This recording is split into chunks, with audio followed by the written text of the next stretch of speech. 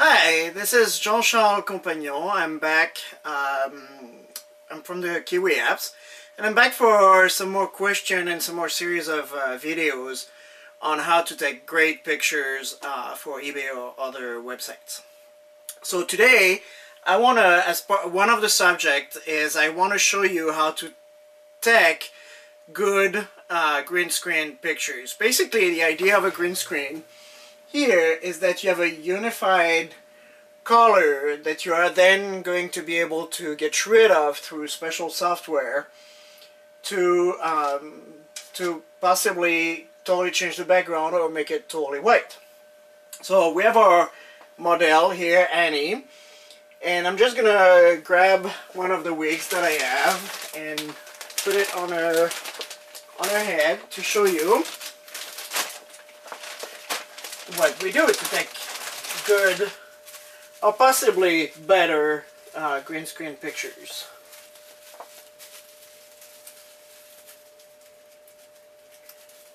So one of the things that is important with green screen pictures is that you light the background with a different set of light than your foreground. So I know this wig doesn't look that great. It's a used wig, but it's, you know, I'm not selling wigs here. I'm just showing you how to take pictures. So the first thing we're going to want to do when you take pictures from a green screen is you want to move your subject at least 3 feet from your screen. You should be able to walk by behind. And the reason for that is that we want to avoid any shadow on the screen here, on the green screen. If I move back, even though it's not really big shadows, but it makes a difference. You can see a little bit the background being darker, and here it gets lighter. Another thing that happens with green screen is that you, with the camera taking a picture, the image actually bounces on the green screen and bounces back on the back and creates some green reflection. So the further your model is from the green screen, the better it is. Now another thing that you want to do is right here in the corner you want to tie somehow your screen so that it is the flattest possible. You want to avoid wrinkles. But a little bit of wrinkles are no big deal. Okay, so now that we have our model here, I'm going to take the model out of the way so that I can show you the green screen lighting itself. You can see here that the green is fairly good here, but we have what's called a hot spot here. And that is because my light is pointing too much to the screen here. And it creates a warmer light, which is a different color than this green, which is then harder to remove. What you want to try to do is when you orientate your light here, is you want to try to get and turn it so that your light is at a 15 degree from your screen. So 15 degree is not that much, you know, it's just a little angle. You almost want to put the light not lighting up your green screen like this, very little. And the reason is because the light is going to bounce and go back this way. I have this other one here, so if I remove it, you know, more at a 15 degree angle, you can see that now it's much more uniform than when my light was like this, and it creates a hot spot. So the idea is you want to imagine that there's a beam going up here, and you want that beam to hit the middle of the screen and then go back this way without touching your model. So if I put back my model here, you can see that if I have an imaginary beam, it will go bounce here and bounce there without touching the model. And that way the screen is being lit differently. Okay, so now that we have our green screen lit well, not perfectly, you can still see here on this side some warm spot, but you know, if you would actually have some diffuse light, like instead of just getting some regular lighting like this, if you were to get a diffuser so that you would have lights like this, like we talked about before, it would help you to avoid those warm spots. But I'm not being perfect, I'm just showing you the basic of it. So now that we've done that, we want to set our camera so that our model is about in the middle of the screen, and we want to put our model as far from the screen as possible. Instead of zooming, bring the model close to you like this, and then you zoom a little bit, and then that's it. That should be a fairly good picture. If you're going to focus, you probably want to focus to the mannequin rather than focusing some other place. Now you can see that here there is some shadow here. So to avoid some shadow, I'm going to use a another softbox that I have that is right here, right next to my camera where it was. So I'm going to go back and put myself right next to the camera where I was. There. And I'm going to turn that softbox more towards my mannequin. And if I need to raise it, I'm going to raise it. And you can see that the shadow, I'm going to try to make it go this way. It doesn't work. You got to do some testing. Let's see if I can put it right under. And there, a lot of shadow, or the shadow is still there, but it's diminished. Again, if I remove it, you can see what happened. And here, it's much better. So you want to move your softbox around so that you can try to avoid those shadow area. Okay, so last time when we were taking some pictures of this remote control to put on eBay, you can see in the previous video that I was having some problem getting rid of some shadows that were under there. So I'm going to try to show you some ways of lighting up this area to try to avoid having some more shadows. So I'm going to bring back that softbox that I was using for the wigs that I showed you. And I'm going to bring it much closer here. And you can see that it's now totally in front of my camera. I'm going to move back so that you can see the setup a little bit. So that light is way too close now. So I'm going to remove it a little bit more. And the light is too low here, it's below my table. So I'm gonna show you here what I do. I hope you can see what I'm doing. Here, I'm gonna zoom out there, and I'm gonna raise this so that it gets to be more on my table level.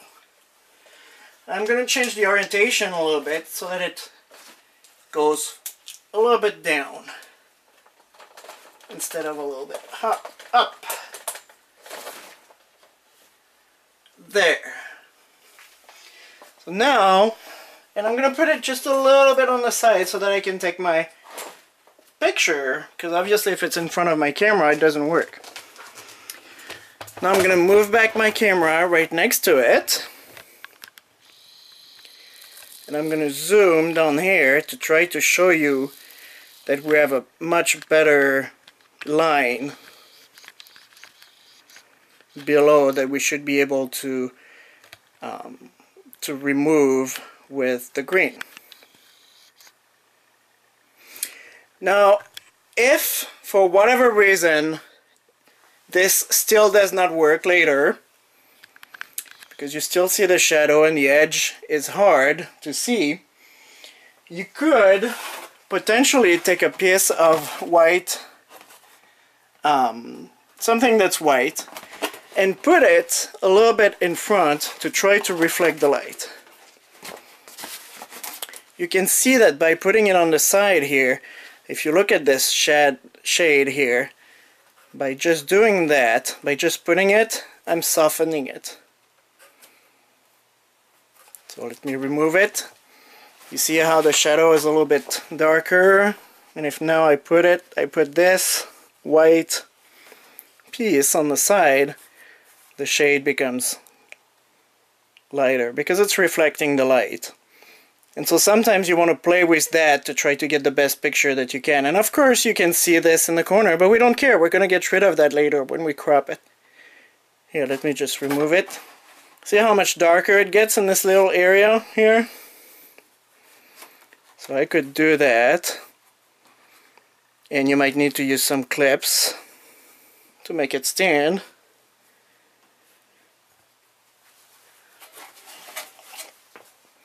And priority flat rates are great for that. Let me show you. I'm just going to take this priority flat rate, close it on the side, and it's going to stand by itself now. Check it out. Okay, so let me move back here. So if I remove it, we got darker shade, darker shadow, and here, let's see. If I move it this way, it's pretty good like that. It's still there, but it's softening it. Okay.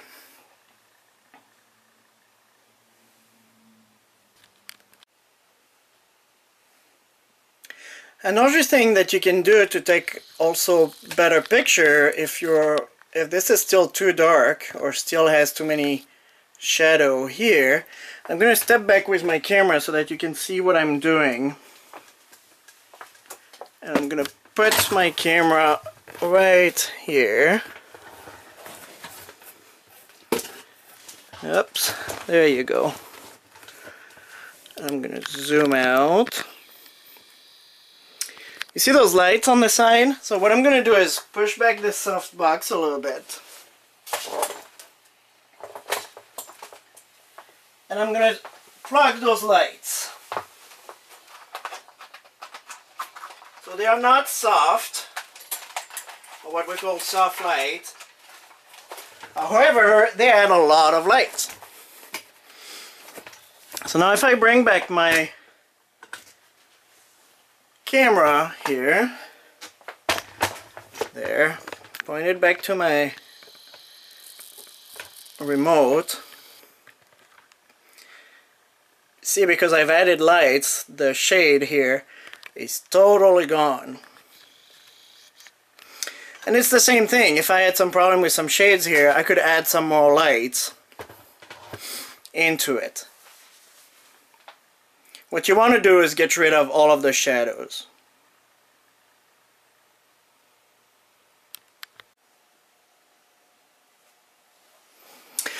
Alright, so let's say that after all of that, you're still not happy.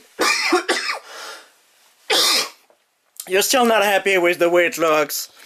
You still think this is not going to be a good picture. One of the things is you do not have to crop, or you do not have to get rid of the green background. This picture right there, here I'm going to take it back so I can crop it. This is a totally acceptable picture even though it's on green background. If you're worried about a little few wrinkles and things here, then take your flat iron and just make it flat. It's already on the table, you just have to iron it right where it is. If this still does not make you happy or does not take good picture, you can get a white towels. You know, this is just a regular bath towel that you can get everywhere. And instead of your green, we're going to put this towel here. We're going to flatten it as much as we can. And we're now going to put the remote on. And maybe this will take a better picture. So if the green didn't really work for you because it was a darker item, just like the toilet paper is not going to work on it. Let's see. Let me get the toilet paper.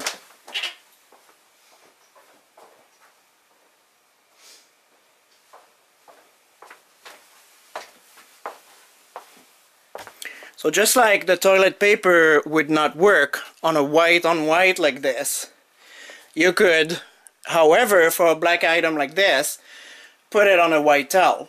Now, if I was to take a picture of this white toilet paper, then I wouldn't want to use a white towel. I probably would use a darker blue or something like that.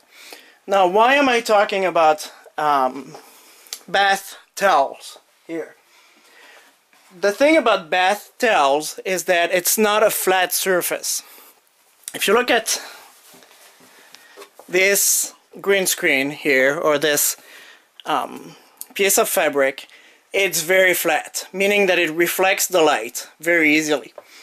However, this towel is made out of anything but flat. You can see all of those little cotton pieces. When the light hits those, the light reflects into a different direction and therefore does not reflect onto your object or does not create bad reflection. So if we were to take a picture like this, this would be a totally acceptable picture for eBay. So you're going to play with different things, but again, you know, I suggest using a bath towel if your screen does not work for it.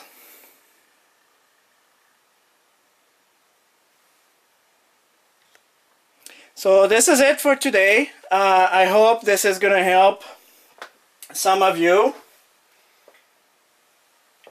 And post some question. If you have some question, I'll do some more videos. Thanks.